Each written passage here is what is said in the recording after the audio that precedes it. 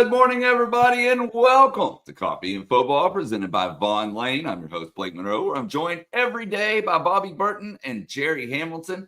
Be sure to tell us where you're checking in from, what you're drinking, and, of course, get those questions in. We're going to get to those after we talk about a few topics. And, Bobby, I'm actually going to let you take the lead on this and talk a little bit about college football in general and what's all going on.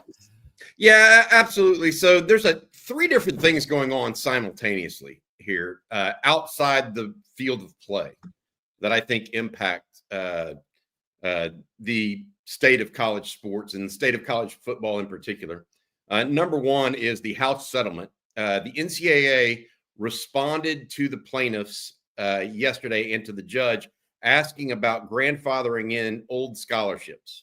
The NCAA took what is, kind of what they do. They took what I would call a half measure and not a full measure to grandfather in all scholarships. We'll see if that's enough for the judge to approve the House settlement. Okay, so that's part one. And that could come as soon as next week now. We thought maybe we might get a decision yesterday, but the NCAA did not do what the judge asked. Therefore, we kick the can down the road yet another week. So that's part one. Part two is this. Donald Trump is apparently on the verge of creating a commission to cover and look at college sports on the whole. As part of that commission, apparently it will be co-chaired by former Alabama head coach, the GOAT, greatest of all time, Nick Saban, and Texas Tech mega booster, Cody Campbell. Apparently, those two are going to get together and create a commission to cover college sports and look at it on the whole. My point here is I don't know what's going to be come of this, if it'll end up being anything more than just a kangaroo court of sorts. My problem here in both of these instances, with the House settlement and with a commission on college sports, is that where are the athletes in these rooms? The House settlement is dealing with former athletes and putting rules on new athletes from former athletes. And it's including in that, gymnastics and, women's tennis and men's tennis, things that don't make money. They're trying to push them all together because it's the NCAA instead of actually addressing, in my opinion, football and basketball, the money-making sports, separately, where those athletes should be treated differently, in my opinion. Okay. And so that's part two. That whether Saban and Cody Campbell can do anything, I don't know. Hopefully they involve. My point is, I hope they involve current players and or players' agents to give them their side of the story, because as it is right now, I don't think they're adequately represented, and we're just going to keep kicking this can down the road. I don't care. It doesn't matter if you love Nick Saban, Donald Trump, and Cody Campbell, or whoever. I don't care. The issue is stop kicking the can down the road. That's the second piece. The third one is this. The NCAA and the conference commissioners are thinking about, this is totally separate, are thinking about whether or not they're going to change the seeding to the college football playoff this coming year. So as we all know, last year, the teams that won the four major conferences or the top four rated teams got a bye. Okay. Well, they're trying to change that to where it's actually the top four seeds get a bye and not just an Arizona State or a Boise or whoever, right? So we'll see what that means and what it looks like. But they could change that for as soon as this year. Heather Dinich of ESPN reporting that part. My worry and concern here is pretty straightforward as it relates to the House settlement and the presidential commission, whatever you want to call it. They have to get players involved. It can't be, and I mean this, y'all know I have an enormous amount of respect for Chris Del Conte and the leadership at the University of Texas. I do. They have to get the players and player agents involved, because you can't go from a roster at University of Texas that makes $30+ million a year to 15 next year. You just can't do it. And that's what they're trying to do. And I think they're trying to put the genie back in the bottle, and it's just not going to work. And it's not going to be equitable, in my opinion, because the market has already proven that it is there. So how can you take something away from someone? So look, that's the big news of the day yesterday is all the House settlement, presidential commission. This is the other problem I have is this. Okay. College football has never been more popular. Okay. And the reason sports in general, and I said this in my article this morning on Texas football, the reason sports in general is very, almost innate or from the gut and the heart is because things are decided on the field of play. They're decided on the court, on the diamond. That's where they're decided. They're not decided in the halls of Congress. They're not decided over Zoom by, 75-year-old people that are going to try to tell 18-year-olds. And I'm 55. I mean, my point is college football is great when you put it on the field. When you start all of this stuff, you kind of pick away at what the value of the sport is. And that's what I hate. I absolutely hate the first 5 minutes of this show having to be about this. I hate it. I'd rather be talking about the Arch Manning article on Yahoo that was phenomenal. I mean, I'll just segue into this, guys. I'll go straight into it. There's an article today on Yahoo about Arch Manning, and it really goes deep and dives deep into why Arch Manning is a elite prospect in the NFL. Okay, absolutely elite. It has a heat map. I wish Blake, if you could bring that up. Shows where he tried his. These are where Arch threw his balls last year. Okay, in the 2.5 games he started, and it circles that one in the top middle because that's the area apparently that the NFL loves.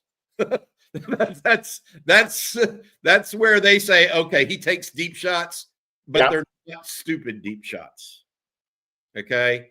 And anyways, I'll drop the article in there, and we'll go from there and get it going. So I want to short. I love this article. I wish we would talk more about Arch Manning and less about, I don't know, the House settlement. So I want to say this: we're headed to the same spot. It's just how long does it take to get there, right? We're headed to eventual employment. We're headed to salary cap. It's all going to happen. Unions, it's just how long is it going to take to get there? Because this is all, and 2 super conferences. We're headed to the same place this has always been headed. It's just how long is the road going to be, and how much. It may take 20 years at this pace. 25 is the problem. I ain't got time for that. That's the problem. We need to get there as quick as possible. And I just I don't know. I don't know how long it's going to take on the winding road to get there, because I do think we're headed to the same place in college sports. We're headed to, and look, I think the players should be paid. I also think there should be a cap. That's just me. There's a cap in professional sports. There should be a cap. Now, what is that cap? That's the arguable point, but there should be. I think that is. I think most people would agree with that. A large amount of people would agree with that. But we're headed to the same place. Just look at the NFL draft. We're headed to 2 super conferences in football. That's where we're headed, and we're going to get there. I mean, there's these conferences, Big Ten and SEC, are going to continue to add teams, maybe 2031. I don't know how old all of us will be by the time we get there, but we're headed to the same place. The question is how quickly we're going to get there. And that is really my thing. And as far as the college football playoff, I think the top 4 teams, however they deem them, and there's always going to be arguments, nothing different than the NCAA basketball tournament, who should be the 1 seeds, who should be the 2s, the 3s, who should be left out, who shouldn't. The problem I have with college football is they have their rankings of teams, but then it doesn't match up with who gets the buys. Those two things need to match. So the quicker they get to that, I think the better. Now, who should be on that commission or that group of people that oversee the college football playoff rankings? That's a different argument for me. But that we need to get to the order 1 through 4, or however you rank those 1 through 16. Eventually, what we're going to head to 16 playoff teams. 1 through 4 need to get the buys, and we move on from there. And 5 through 8 are the 2s, and boom, boom, boom, all the way down through the 4s. That needs to happen, because there's no point in having a 1 through 16 rankings in the college football playoff then have different teams getting buys. It just doesn't. That's just not the way it's going to be long term. Hey, before I let you tell everyone about Vaughn Lane, Bobby, I need to answer this super chat real quick here from Blue Collar Dad 1990. He says, what's the code for the On Texas Football to save a little money? That code is actually OTFOG, the promo code that you're looking for. Now, I will say, if you're renewing and you've already used that code, it will not work again. But if it's your first time using it, it definitely will work for you. So just wanted to give you that note there. But also thank you for the super chat. And with that said, Bobby, let everyone know about Vaughn Lane. Yeah, you've got to get from one city to another. And like always, it's a toss-up. Do you deal with the airport chaos and hope your flight isn't delayed? Do you brace yourself for hours behind the wheel, battling traffic and burning a day? Now there's a third option, and it's better in every way. You arrive at a luxury hotel terminal. No TSA lines, no long-term parking lots, just a seamless boarding experience that takes minutes, not hours. You settle into a plush leather seat, a hot towel, pillow, blanket, all at arm's reach. Your attendant offers complimentary snacks, beverages, and on select trips, a full meal. Need to relax, lean back, and enjoy the ride. Want to stay productive? There's also high-speed Wi-Fi and power at every seat. While you're unplugging or powering through, the Vaughn Lane team is monitoring traffic in real time, using smarter routes and efficient detours to keep your trip smooth and on schedule. Now is the perfect time to plan your fall travel. Booking is open through September for Vaughn Lane. So whether you're headed to a college football game, a weekend getaway, or a business trip that needs to be done right, Vaughn Lane makes the journey part of the reward for you. Vaughn Lane serves Austin, Dallas, Houston, Fort Worth, San Antonio, and even in the Southeast, Atlanta, Nashville, and Memphis. Visit VaughnLane.com. Use code OTF25 to save $20 on your first ride. That's VaughnLane.com. Use code OTF25 to save $20 on your first ride. Vaughn Lane, elevated regional bus transportation. It's the better choice between sitting in a long line at the airport or long line of traffic and being totally derailed from a time perspective. Again, VaughnLane.com. All right, Blake, let's get to some recruiting. We got all the other stuff behind this. Let's go. Yeah, let's talk about the good stuff here. Jerry, go ahead. Just jump right into it. Well, Blake's updated the official visit heat map, which we'll get to in a second. But I'm in Florida at a hotel, as you guys saw. I was in the car yesterday in the panhandle of Florida. I made my way. I had some real weather delays. Anybody that lives in New Orleans, Louisiana knows Wednesday was absolutely brutal, man. Wrecks everywhere on I-10. Hope everybody's okay. But I made my way up to Brunswick, Georgia, which went through a total monsoon in Brunswick. I mean, it must have rained, I don't know, a couple inches, and I don't even know how long. It felt like it did anyways. But I was at Brunswick High to see Hezzy Kent. And I have a big thread on TexasFootball.com, a daily update on my travels. Hezzy Kent, here's Hezzy, a little bit of him. We're going to have a 9-minute interview with him later today on TexasFootball.com.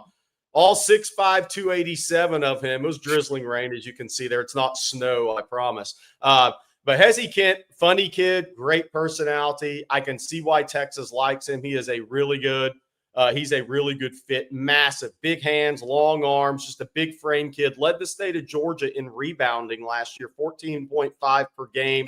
He's an athletics instincts guy. Like, he's just kind of throwing the ball, tossing it right now. But I'm here to tell you, he was whipping the ball around. He's one of those natural athletes. You can just see he just knows how to throw a basketball. He knows how to shoot a basketball. He's got athletic instincts. Rod and I, we always talk about this, guys with athletic instincts. Now, the question everybody wants to know, what are the schools and what position is this guy going to play? I mean, look, so here's what I think after being around there yesterday for a few hours.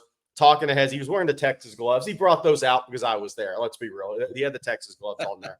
He loved this visit to Texas, as did his family member that went and the member of the Brunswick coaching staff that's known him a long time from youth football all the way up. They made the visit in April. That was actually his second time he'd been on campus. He was there for the Kentucky game, which he'll kind of talk about in the YouTube interview coming up. I think Texas, Florida, and Miami are your top three. Georgia Tech and Florida State will get OVs. I really will be surprised if it's not one of those three. I think Texas has a real shot here. We'll see where it goes with the June official visits. I think he loves Texas, the offense. Jeff Banks is going to be at the school, do in-home visit today.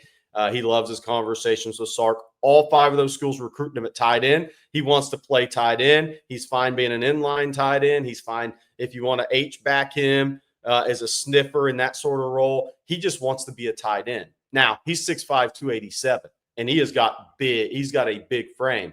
The question there is, in talking to the Brunswick staff, they think he'll lose weight at the next level and be 270, 275 probably. The big kid to play tight end. Obviously, he's different from Darnell Washington, who did it at about 265, 270 at Georgia. Darnell was about 6'7", I think. Somebody have to look up his NFL combine measurements. I think it was 6'7", 6'6", and 5'8", something like that. But he wants to play tight end. Texas is recruiting him exclusively as a tight end. The only two coaches that have talked to him are Jeff Banks and Steve Sarkisian. And that does lead you to the path of, look, Texas is right there with Mark Bowman, who visits June 6th through 8th. Caden Prothro out about Bowdoin, Georgia, will visit June 20th as well. So it looks like if Hezzy Kent wanted to jump on board, and if you want out for Mark Bowman, you're looking at two tight end classes or two totally separate players. I think that's the main thing. And Bobby, it'll be interesting. Texas targeting Hezzy Kent kind of tells you about run game and some plans long-term in the SEC too, because at 6'5", 275, he's not Gunnar Helm. Or JT Sanders. Yeah. No, he is an inline guy that's almost a sixth offensive lineman that you can also involve in the short passing game. Yeah. But now he's got great hands. I mean, you don't average 15 rebounds. I mean, he has got really good hands. He snatches the ball out of the air. Like I said, he's got athletic instincts. But it's going to be very interesting. But he really likes Texas. That I'll tell you. Brunswick's had some really good players out of Brunswick High. Warren McClendon, who played at two-time national champion at Georgia in the NFL. Darius Slay played at Mississippi State, a Super Bowl champion, all-pro in the NFL. Brunswick High's had some really good players. They have right tackles going to UCF, left tackle who plays center also is probably going to end up maybe at Kentucky. They have a sophomore running back who's going to run 10-4 in the state meet coming up here probably.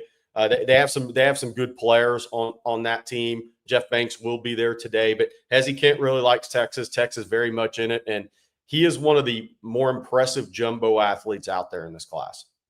Well, I'm interested to see where else you go, because these are one of the things I will say to you, Jerry. This trip is going to be like a top 100 trip for you.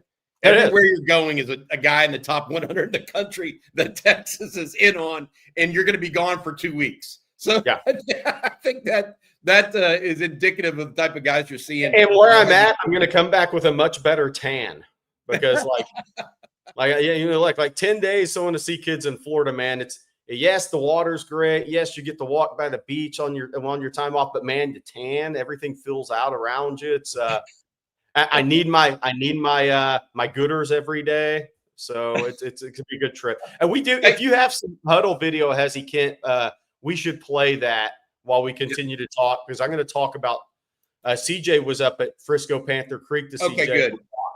I want to make sure you grab that on Jalen Lott, because that was big news in my opinion. Yeah, so Jalen Lott eyeing a July 4th commitment. CJ will have more video interview with him.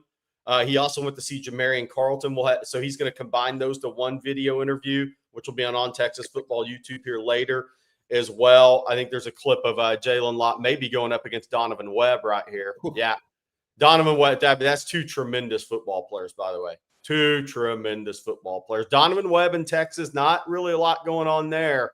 But Jalen Lott obviously is being recruited as a wideout first. Great ball skills, just a natural.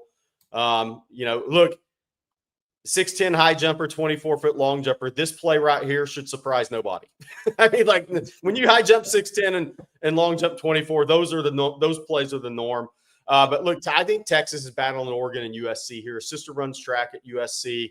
Obviously, his father and mother played at Texas. Here's Hezzy Kent Jr. highlights while we're kind of going through some other recruiting stuff, I believe. But yeah, Hezzy Kent is is a very talented jumbo athlete. It's going to be very interesting to see what happens with him.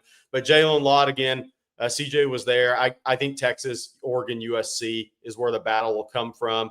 And see, this is Hezzy Kent. Now, Hezzy Kent, he's not going to go run 4.6. He's not going to go run 4.7. But the kid has really good feet.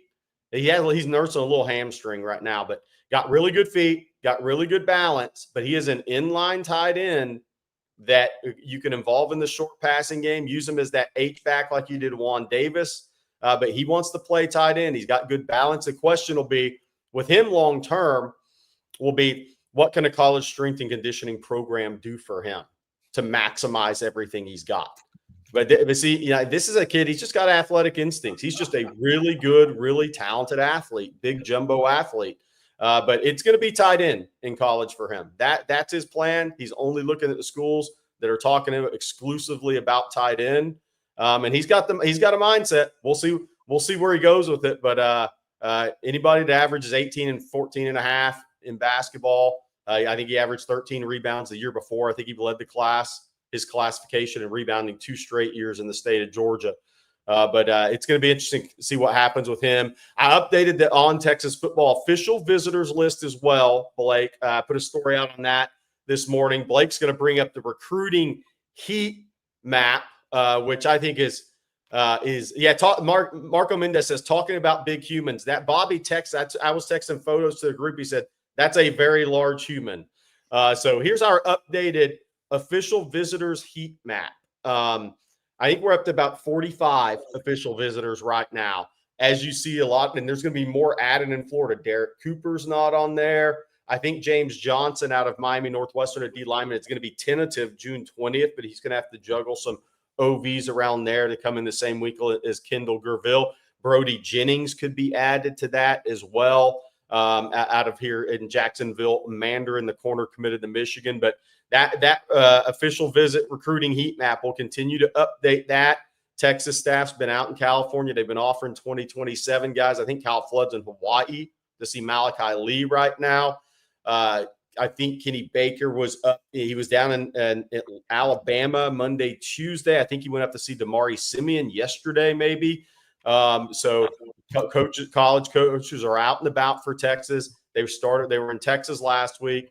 This week, they're in Cali and then on the East Coast in Florida, Georgia, Alabama. Jeff Banks obviously will be in Brunswick, Georgia today. Maybe he was in North Carolina yesterday, or maybe going to North Carolina tomorrow. What do the different colors on this map mean, Blake, if you don't mind me asking? Yeah, so dates. Orange is the weekend of June 6th. Yellow is the weekend following that. And then blue is that final big official visit weekend there in June. Good work, Blake. Good work. Hey, one other recruiting note. We did not report this, but there are reports out there. I believe it's from one of the national guys out west that Felix Ojo, the big offensive tackle in the Metroplex, Jerry, is no longer considering Colorado. Not that we thought Colorado would be a big player in that race, but Felix Ojo, who Texas has kind of identified as one of the priorities in this class, has eliminated Colorado. So that's good news too. Hey, at 8:45, just here in a little bit, we're going to have Patrick Wheels Smith, head of the Texas One Fund, join us. He will have some opinions, I think, on some of this stuff, but we're also going to talk about a benefit concert for NIL that's going to be taking place that you can be part of if you like the folks there that are going to be performing. Make sure you check it out. We'll talk about that here in a little bit as well when we get him on at 8:45. Yeah.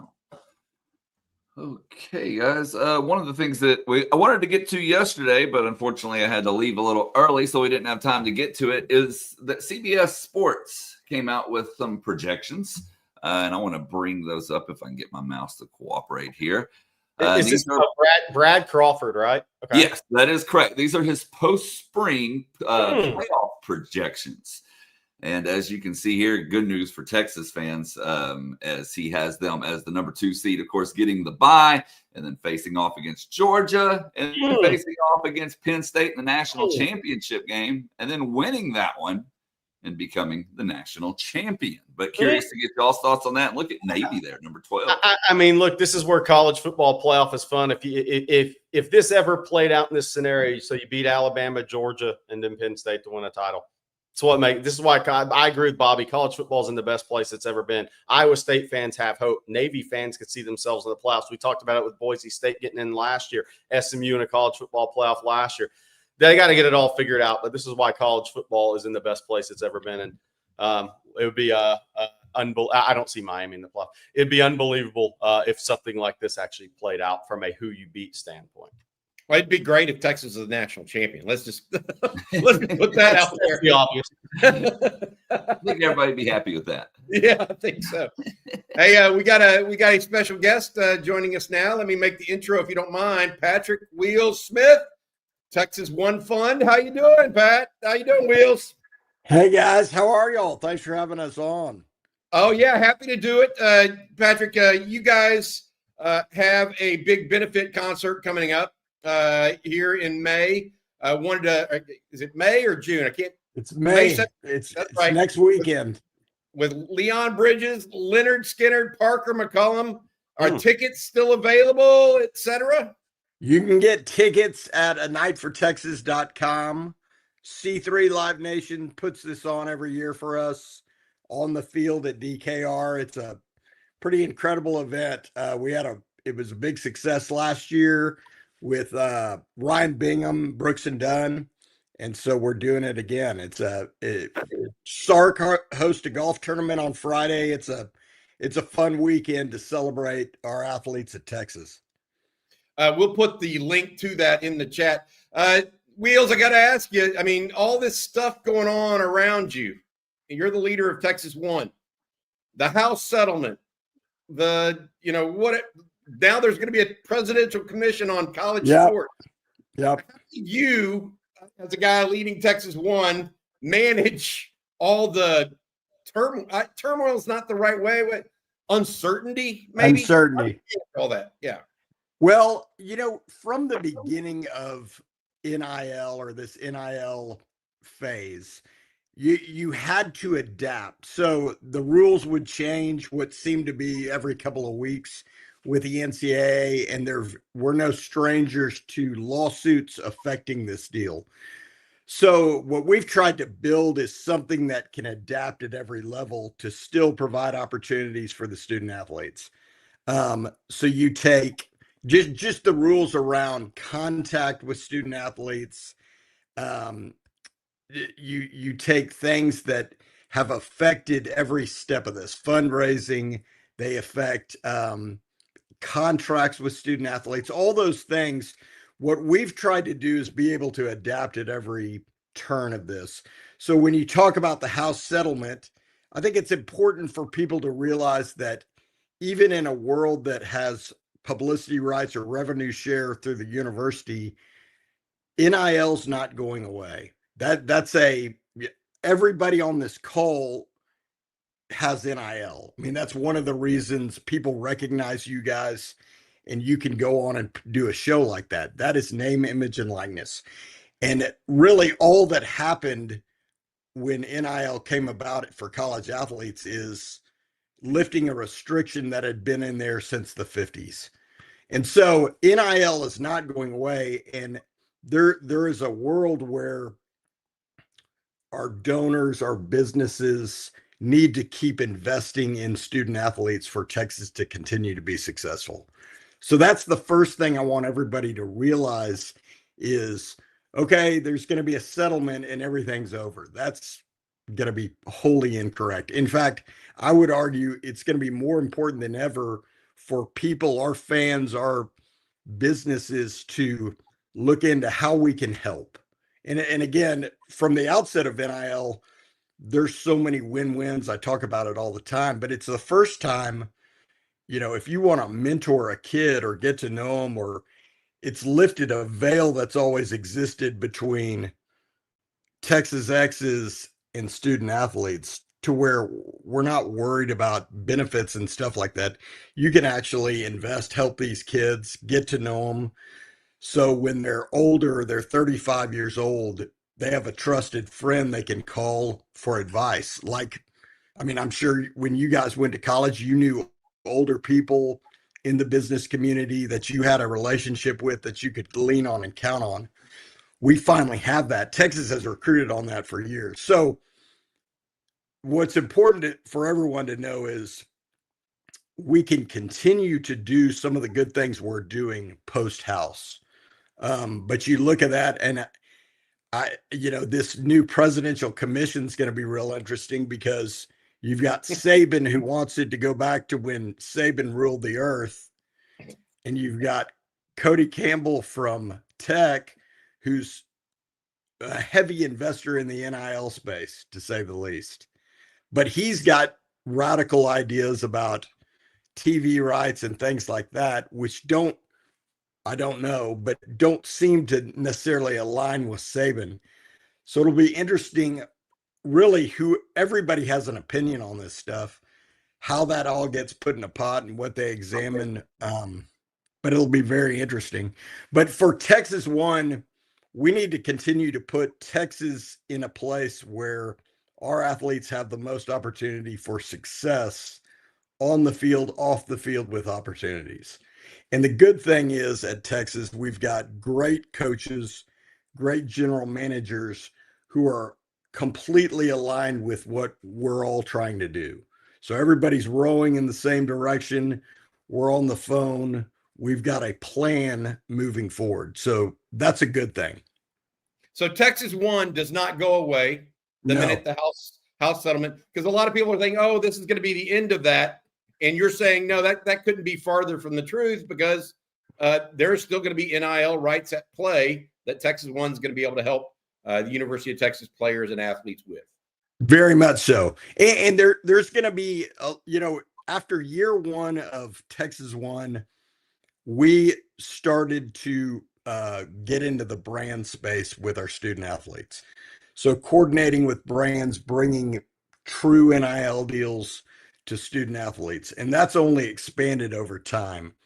The one thing the House settlement may affect is the nonprofit side, which we've been preparing for quite some time, and I think it'll fold in nicely with what we've been doing already. So the differentiator, when you look at, if you're a college kid coming in, within that, the universities aren't even set on what those publicity rights are exactly going to be. And now it looks like every university may be a little different. Well, if they're different, that means it's not even sport by sport. And that means there's going to have to be something that levels the playing field, or we at least just take us. We need to be able to be in a spot where we're engaging businesses, touting our student athletes, and getting them in front of those brands. That's the bottom line. So I think our role becomes much more critical moving forward, because Texas wants to win in everything, and we've got to do everything we can to continue what we've done for the past 3 years. Well, I got to say this. Y'all have done a tremendous job to this point. I mean, there's a reason Texas is being so good in football and et cetera. And NIL is certainly one of those. And Texas One has certainly played a large factor in that, as well as the donors that make that all a reality. Do you see that being able to be, continued in this new age, post-house settlement, Wheels? Yeah, for very much so. I think while there may be an adjustment, I think more than ever, our online monthly donors are going to become critical in this space. And what we're going to do, is a little preview, is really transform that into a membership model, give them all kinds of different access things we can unlock for them, and build that out. And what that'll allow us to do is, be able to work with brands, bring in businesses. And by all means, what I'd love people to do, if you own or are involved in any kind of brand or business, and it could be anything, call us and we can connect you or talk to you about what these student athletes can do. And we've got metrics on all this, and we've worked with the best in that brand space to know what value they can bring to your business. And that's a world that's starting to get unlocked, and you see it whenever you watch the college football playoff or the Final Four. You start to see these kids in ads like that, but there's a whole online world where these student athletes are repping brands, and you're looking at Instagram followers, you're looking at all these different metrics, and coupling that with how many people y'all just talked when y'all came on about college football, with all the hysteria out there, the portal ruining the game. There's more people watching this than there ever has been. The interest in this is off the charts. And even in women's basketball or women's volleyball or women's softball, it's through the roof. The product is incredible. The athletes are incredible and their stories are incredible. And in this marketing world, telling those stories is pretty valuable to some of these brands. Wheels, thank you so much for joining us today. We appreciate you very much. I know you've got limited time. Tell folks one more time about the opportunity they have to go see Leon Bridges, one of my personal favorites, Leonard Skinner, Parker McCollum. Yeah, you can go to anightfortexas.com. Also, you can go to texasoneFund.com if you want to learn a little bit more about Texas One Fund. But A Night for Texas is a benefit concert that's going to directly benefit our student athletes. So it's our one huge fundraiser. Again, it's the only concert ever allowed since the Eagles in '95, Bobby. On the field at we've talked to a lot of bands. That's kind of the fun of this job, is you talk to what bands you're going to get. And there was a lot of chatter about ZZ Top. I think they almost burned down Memorial Stadium in '74. But it's going to be a really, really fun night. If you're a Texas fan or a Texas person, you've got every coach on the field with you. You've got every administrator on the field with you. And then you've got all the student athletes on the field with you. So it's a pretty fun, intimate night to get to see everybody and then see a world-class concert. Hey, Wheels, I can't let you get out of here without a very important question from the chat. Okay. I can't stop looking at that baseball display. You got to talk about your baseball display, man. People want to know. I had a bit of a lonely childhood, so I collected a bunch of autographed baseballs. And my generation, I mean, I grew up going to Arlington Stadium, and my generation was the first of the baseball card show. So I'd lure my dad into taking me out to Arlington. They had a bunch there. And that whole era of Hall of Famers was that, I guess, 2 generations older than me. And that's how they really started to make an income. So I got them all. I got a whole thing in there. My wife won't let me. I mean, this is the only thing she'll let me keep. Everything else goes to my away office, but she keeps it here. We could have a great discussion. I'm the same as you. I want to have like 3,500 autographed baseball cards. I used to go to Bobby. I used to go to the loading dock at Astrodome every day when they let you in there, and I'd wait for the players to come in. Then Tony Gwynn said, "Oh, we stay." Tony Gwynn was the nicest dude ever. He said, "Oh, you should come get autographs at the team hotel over in the Galleria." So I started going to the Galleria. I also said somehow convinced my dad to take me up to Arlington. I sat at the hotel and waited for Ricky Henderson for hours to get an autographed baseball card. But we could have unbelievable conversations, I'm sure. That's right. That's what's called in the industry. Jerry and I were complete nerds growing up. Yeah. Yes. But I'm telling you, there was a fun, I mean, there was a palpable, when you saw like a Ricky Henderson stroll by, the whole approach, the whole whatever, and then when you got it, boy, it was a great feeling, wasn't it? Yeah. The one guy that I was the toughest guy. Well, Kirk Gibson was very mean to young children. I'll say that was me. He wasn't very nice to us guys that just wanted an autograph. Randy Johnson was really tough. Tony Gwynn ended up. I went to spring training. Tony Gwynn ended up getting me Randy Johnson's card signed, even though they were on separate teams at the same spring training locale. So Tony Gwynn, best dude ever, man. That's awesome. He was a great dude. Wheels, thank you so much, buddy. We Thanks, appreciate guys. everything. And I think I speak for Texas fans. Thank you. Of course. For the work you're doing. And keep on doing it for Texas One Fun, man. All right, let's keep going. Let's keep winning. Hook 'em. Hug the horns, man. Later, buddy. Will Smith, head of the Texas One Fund, guys. That organization is the. I don't know if it's the epitome of what you want to be for college sports, but if you start making a list 1 to 5, there's somewhere in there. Oh, for sure. And he's done a great job. Yeah, I think that's the idea for the University of Texas is and he said it. Look, he has to be able to morph what he's trying to do amidst all this uncertainty, right? And so he's been there from the very start and seen what they thought was initially going to be the rules. And then the rules change. And then there's a state law. And then everybody's starting to sue everyone. They've rode that entire wave. And through that entire time, the organization has done what it set out to do, which is to bring great players to the University of Texas and then put them into situations that they can succeed with NIL. And so to Wheels and those that do the work with him, the donors that do it as well, my hat's off to you. And I think it should be for the Texas fan base as well. So that's what I'll say about Wheels and the job he's done at Texas One. All right, Jerry, put the glasses on. Let everyone know about Gooder.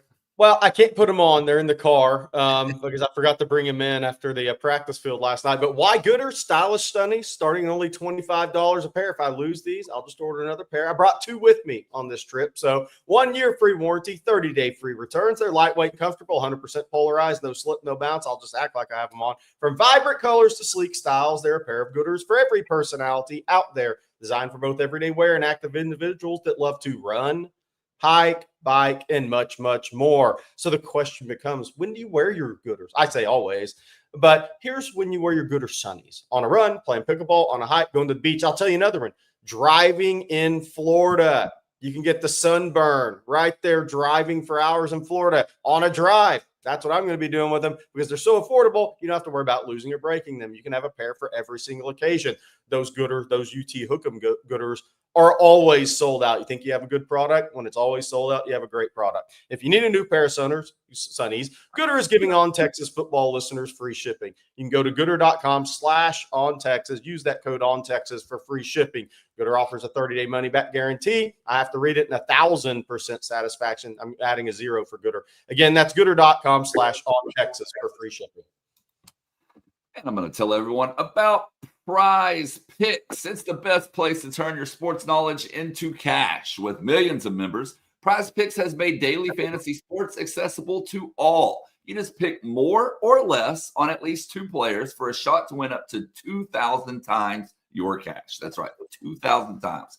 Run your game all season long on Prize Picks. And right now you can cash in on the basketball playoffs with Prize Picks.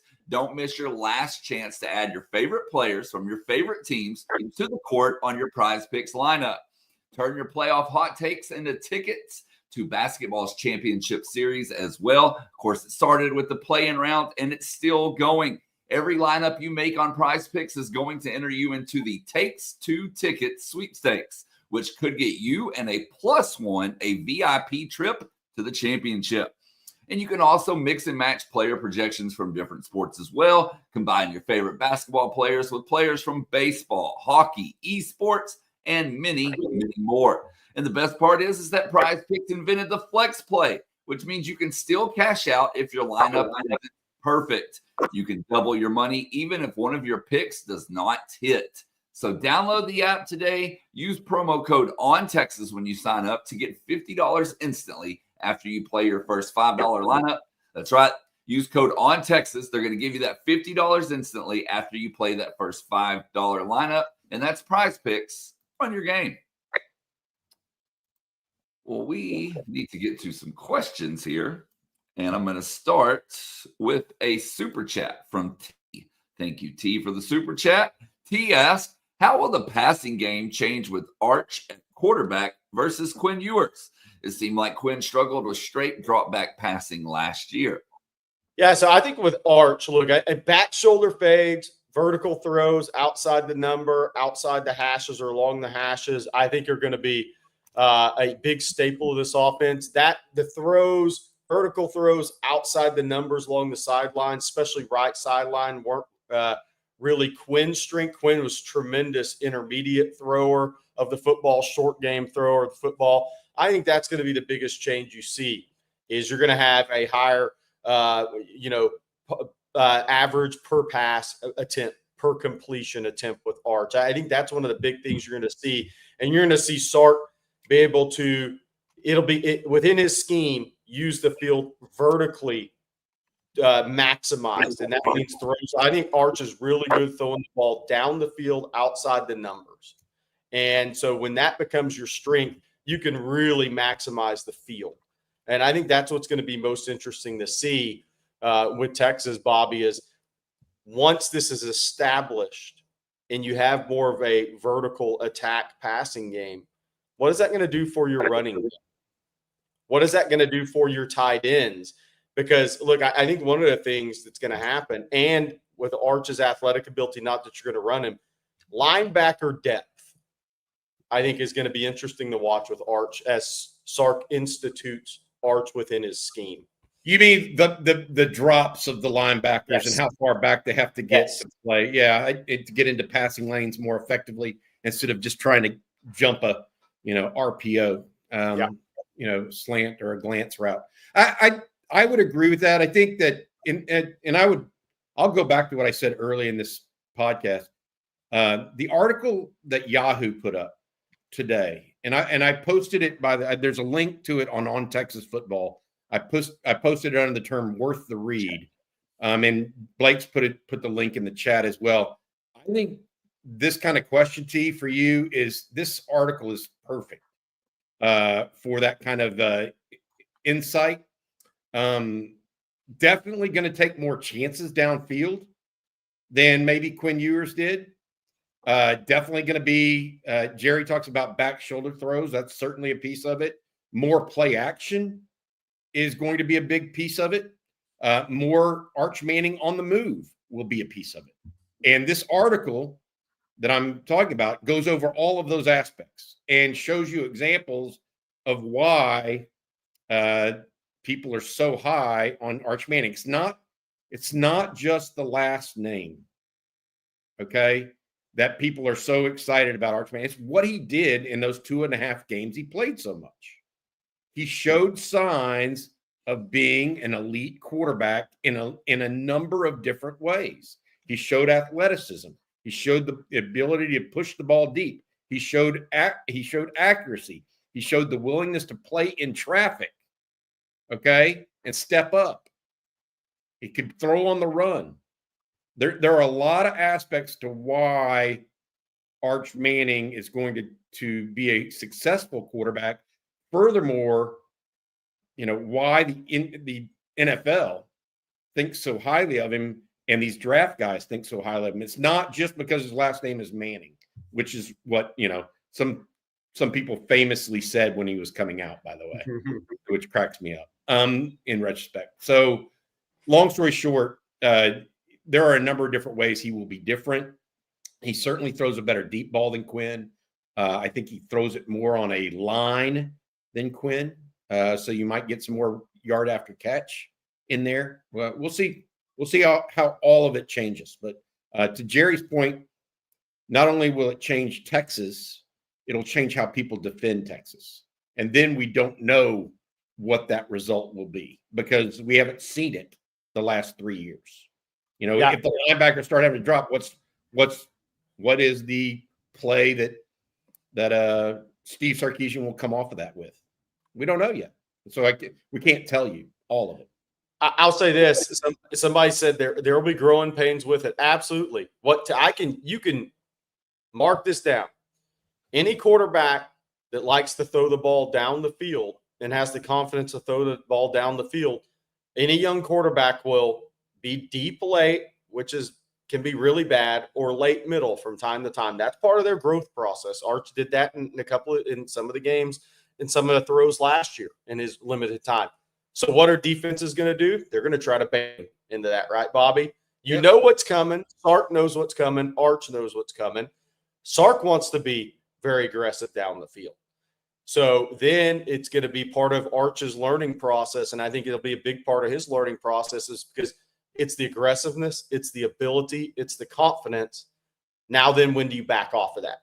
When do you stay away from deep, late middle throws? Because those are the ones with his skill set that will give him the most trouble as a young quarterback. And I think teams will try to bait him into that, especially early in the season, until he proves through more game experience that he's not going to force some deep, late throws. And we have another super chat, this one here from Colin Davis. Thank you, Colin. He says, Blake, I read an article that was posted a couple days ago about Colt's injury. Really scary stuff, but so happy for your family. He's doing okay. He's an OTF and Longhorn legend already. Well, thank you, Colin. Definitely appreciate that. Yes, Colt is doing great, and he's very happy that school's about to be out and summer baseball is about to begin. So thank you for your kind words. And again, I said this yesterday, but thank you everybody for your support. I really do appreciate it. And so does my family. Okay, let's see here. Let's take this question from Daniel, who just asked, who is the best running back when it comes to being a receiver? Who has the best hands on the Texas roster? Well, I think that the healthiest one is Trey Wisner. Yeah.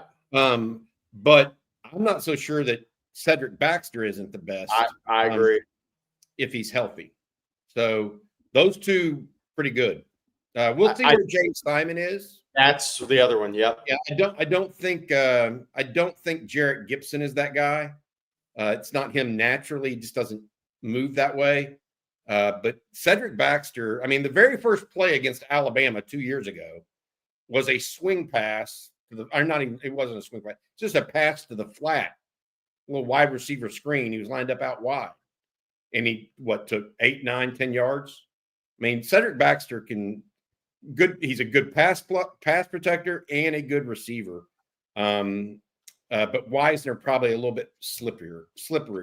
We'll always remember the drop against Georgia in Austin, but largely he was very productive, for example, against Michigan out of the backfield last year. Bobby, and you hit on something. I think James Simon's going to be really good. Look, we've had his father, John, on a couple of times, longtime college football coach, was a kind of a hybrid running back receiver. James left high school really advanced as a running back, as he should with John Simon as his father. I think the passing game is an area that's a real strength of his. Pass catching, route running, understanding, reading things. I think James Simon's going to be a really good play. It's maybe different. It's not the explosiveness that Jaden Blue did throughout his Texas career. And I'm not saying James is going to have that level of success year one, but I think as he plays more at Texas, I think he's going to be a tremendous receiving threat out of the backfield, just in a different way. And then Ted Apare 1 says, are we overlooking Spencer Shannon due to his temperament, and will he surprise this year? Bobby, I think we always overlook inline tight ends until they go out and make a big difference in a game, right? Because it's not the flair. It doesn't get all the attention. But look, Ohio State had a guy last year that was a tremendous inline blocker in their run game. And he didn't get any fanfare. He didn't really get mentioned a lot. No, they all talk about G. Scott, the receiving tight end. Yep. Yeah. So, I when Shannon puts it on the board, so to speak, I think he'll start getting more attention. I think that's well put, Jerry. Really well put. And our next question comes. We're going to go back to Arch Manning here for a minute because Jack wants to know, do you think Sark will give Arch freedom to take off when there's nothing there? As long as he isn't a head down, going to force it runner, as long as he puts the slide in, gets out of bounds, yes. The second he starts to play with Manning with his body is when there will be a discussion. I agree with Jerry. There needs to be some prudence, right? Yeah. You don't want I'll give you an example. A lot of people don't know this, but I was told that one of the reasons Arch Manning didn't come back in the fourth quarter when Texas was down in the red zone against Ohio State is that Arch was out of it still. Yeah. From the first half where he got hit on the helmet. Got dinged right on the side of the helmet. Like, you don't want Arch Manning with too many runs because you're going to see guys do exactly what they tried to do to him. And that's no doubt, hit him as hard as they could, use the helmet as a spear, et cetera, to try to knock him out of a game. So I think that he will let him run. And to Jerry's point, as long as he shows some prudence, as long as it's not, let's go rough and tumble out here. And, once a game, maybe he starts doing it 3 or 4 times a quarter. Think about Sam Ehlinger. You don't want him to do that. No. Right. There's different levels here. And so I think that's the issue. If Tom Herman were the coach, and Arch would have like bruises for years. He'd be at Georgia. Yeah, I was about to say he wouldn't be here. That's exactly what I was about to say. Saban might still be coaching in Alabama. He'd be at Bama, yeah. Archie would have told me to go to Bama. All right, Bobby, let everyone out there know about Pesty. Yeah, I sure will, Blake. Thanks for letting me do this.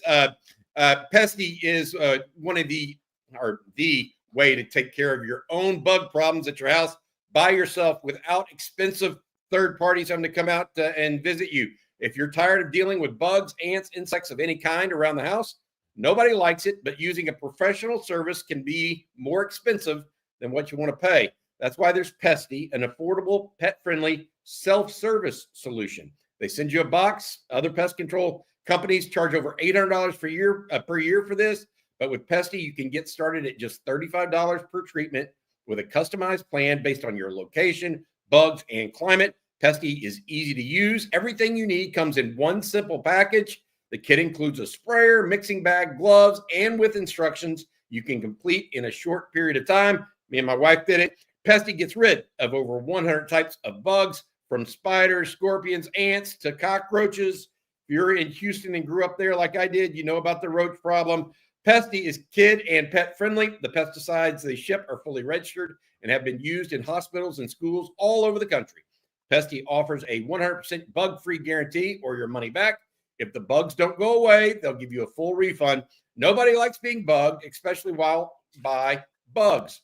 And when they do show up, you want them gone fast. That's one of the things about Pesty. It's do-it-yourself pest control. You can protect your home easily and at a quarter of the cost as well as a quarter of the time. Protect your home from bugs with Pesty. Go to pesty.com/OTF for an extra 10% off your order. That's pesty.com/OTF for an extra 10% off. And we have a super chat that just came in. This one from Aaron. Thank you, Aaron, for your super chat. We appreciate it. And he says, what makes Coach Sark a great evaluator of talent, but also a great evaluator of coaching talent? And what is the difference in that from the last 2 coaching staffs? I think a great evaluator of talent's interesting. So I think, look, this isn't the takeaway from talent evaluation. More guys you get on campus, the better talent evaluators an entire staff is, because they really find out who are the good fits. Look, when I go watch Hezzy Kent, this isn't that hard, right? Hezzy Kent's a really talented jumbo athlete. Sark and those guys, they're identifying, if you look at the official visitors listed on TexasFootball.com or the heat map we put up recently on the show, a lot of these guys aren't that hard, right, Bobby? But the key is, how many shots on goal do you get? That's to me the whole key in recruiting. How many of these guys can you get to campus multiple times? Then the more guys you get to campus, the better evaluators you become in terms of finding the right guys. So I think, look, I've always said this. Think about, everybody talks about all the players that Nick Saban signed with all those number 1, 2 ranked classes. Think about how many 5-star players he turned down. There were a lot in that 2022 class, some that signed with A&M and didn't end up staying at A&M.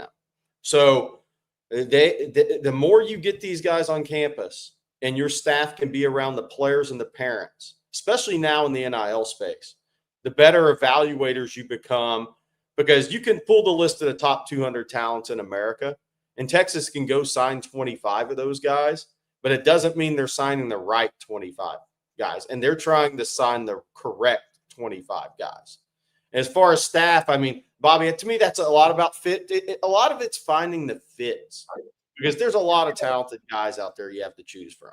It's the talent evaluation part isn't finding the guys who are talented. It's finding the guys who fit well, either in your staff, in your program as players. They have the upside development as prospects. You can put them with Torrey Beckton. It's kind of, that's more what it is versus just going out and watching a kid and knowing if he's good or not. All right. I got maybe a little different here to say. I think that one of the reasons Sark is really good at evaluation is he puts a lot of time and effort into it as a staff. So there used to be a time when not that long ago where there wasn't enough time put into evaluation at the University of Texas. And so you got mediocre evaluations at times. Correct. Or incomplete evaluations. And so you got an offer too quickly. Okay, so that's one piece. They are now thorough. But I will say this. I don't think Sark's necessarily better than someone else at evaluating. Like, I think he's just good at it, like other people are good at it. Yeah. The thing that I believe brings out more value in Sark, and that Sark extracts more from the process, is that he's not trying to take players too early in the process. So he gets to see them develop more over time. Of course, if you have to offer everybody the first day of their junior year that you're eventually going to take 2 years later, there's more margin for error than if you take somebody in the month of August or September of their senior year. So that has created, in my opinion, that time gap has created a smaller margin for error. And so that is, and I'm not trying to take anything away from Brandon Harris or Steve Sarkisian as it relates to actual evaluation. I think they're good. It's clear, and they do their work. That's the most important thing. But when you give yourself more time, some things happen in that. Somebody gets injured. Somebody ends up in jail. Somebody, quits the team. Things like that happen in real life. And you kind of, by waiting a little bit, you miss some of those. Those guys would have been zeros instead of the guys they actually got. So that's one. As it relates to staff, here's what I would say about Steve Sarkisian that has been very apparent to me. He doesn't go after the big name, what I would call the big name assistant coaches that carry this weighty reputation of recruiting. So and Jerry knows exactly what I'm talking about. Oh, you got to get this running back coach, or you got to get this cornerbacks coach because he signed 4 5-stars last year, and yada, yada, yada. Okay. From a coaching perspective, it is clear to me that Sark is looking for fit. Are you going to do your job? Are you going to work hard? We'll put things around you to help you in recruiting. And all. Doesn't mean he doesn't want good recruiters, because he does. But he's not looking for the big name. He's not looking for a splash hire to build his own resume or to build the staff's resume. Now, he may get that at times. But, Tashard Choice, for example, was a splash hire. Right, Jerry? We think that, okay? But was Chris Jackson? No. He wasn't. Was Mark Arfe? No. Could he end up being? Maybe. My point, Kenny Baker was not a splash hire. He's looking pretty good right now. Yeah. Right?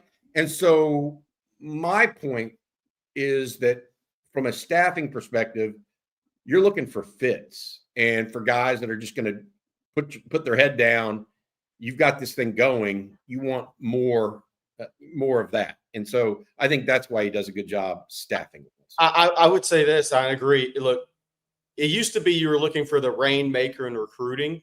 Yep. With NIL, those days are over. You're looking for the rainmaker in development now. The rainmaker's job has changed. You know, it's not recruiting anymore. It's development. Because NIL takes care of a lot of recruiting. You guys you've got to find the right fits. You have to be good at relationship developing. Don't get me wrong, but it's even more staff recruitments now than ever through NIL.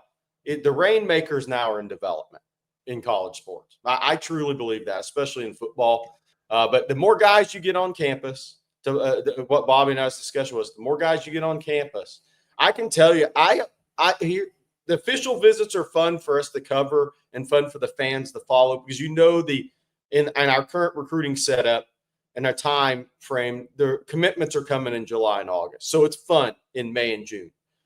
I think in the recruiting process now, for the coaching staff, the unofficial visits are more important because that's when they get these guys, put them on the board more, Bobby. They're making the decisions.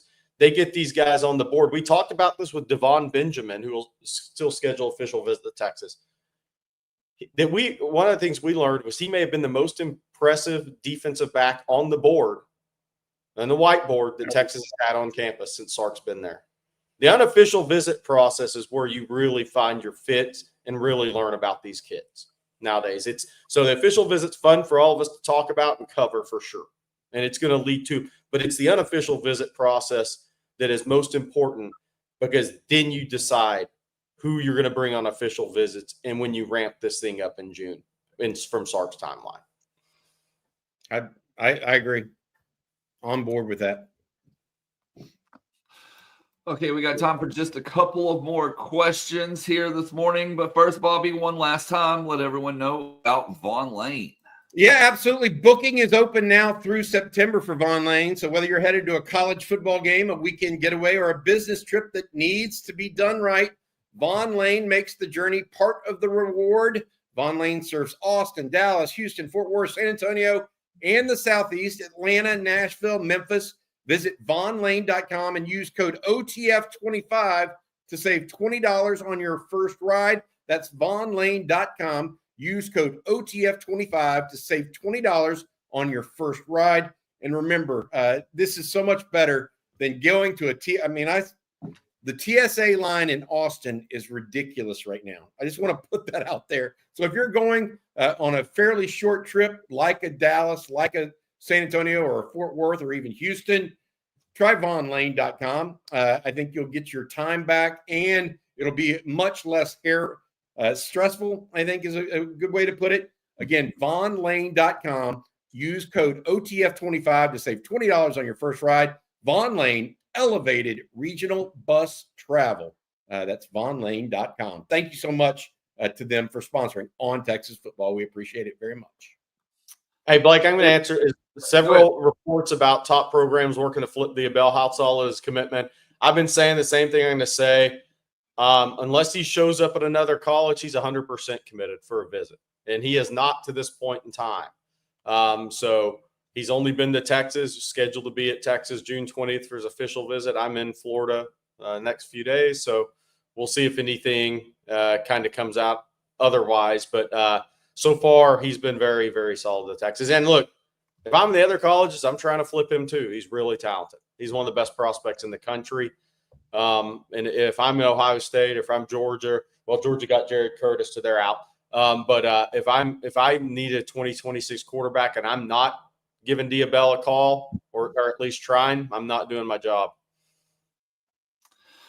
Okay, guys. Well, that's going to do it for today's episode of Coffee and Football, presented by the good folks at Vaughn Lane. We want to thank them, of course, along with Pesty, Prize Picks, and Gooder, all for sponsoring today's show. Bobby, what's later? Well, I also want to say thank you to Will Smith, head of the Texas Longhorns Fund, for coming in and talking to us. Blake, you put the link to that concert they've got coming up May 17th on the field at DKR. Make sure you guys check out that link if you're interested. Leonard Skinner, hey, renamed band. And then also, obviously, Leon Bridges, Parker McCollum as well. Make sure you all check that out. Later today, we've got Football Theory with Rod and Jeff Howe. We also have Jerry in his interview with Hezzy Kent. CJ hopefully has something on Jalen Lott, as well as Jamarian Carlton. And then we have the winning drive this afternoon. Coach Bob Shipley, along with Rod Babers, talking and taking your questions on Longhorn football and sports. A lot of stuff going on. Baseball this weekend, too, coming up, Blake. Softball, I think, it's got Ole Miss. A lot of stuff happening on the 40 acres. Jerry's going to be on the road yet again. So we'll be looking forward to your feedback there, Jerry. Yes, and be sure to hit that like and subscribe button, ring the bell so you're notified anytime we go live, post content, whatever it may be. That way you don't miss anything and you don't miss the show. And then head over to ontexasfootball.com. Promo code OTFOG when you sign up will save you, and you can lock in an annual subscription for just $49.95. Well, we will be back same time, same place tomorrow. So for Bobby Burton and Jerry Hamilton, I'm Blake Monroe.